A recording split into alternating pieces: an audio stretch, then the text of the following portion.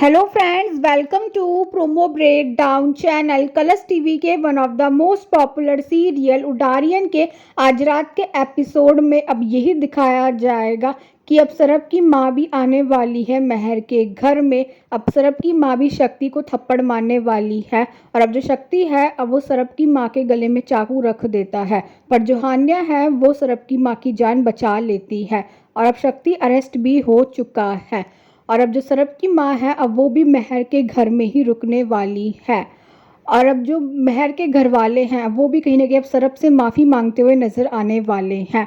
और एपिसोड में अब ये भी दिखाया जाता है कि अब हान्या जाने वाली है महर के पास। हान्या महर से यही कहती हुई नज़र आती है कि तुझे सरब जी को एक मौका देना चाहिए। और अब जो महर है अब उसके घर में तो कुछ औरतें आने वाली हैं और अब हान्या सरब को ये बताने वाली है कि महर ने इन औरतों की बहुत ज़्यादा मदद की है।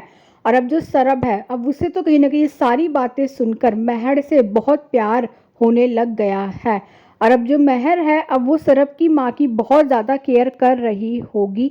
और एपिसोड में अब ये भी दिखाया जाएगा कि अब जो सरब है अब वो तो महर को फूल देने वाला है और अब जो महर है अब वो कहीं ना कहीं सरब की वजह से ही मुस्कुराती हुई नजर आने वाली है और अब फैक्ट्री का इनोग्रेशन होने वाला होगा।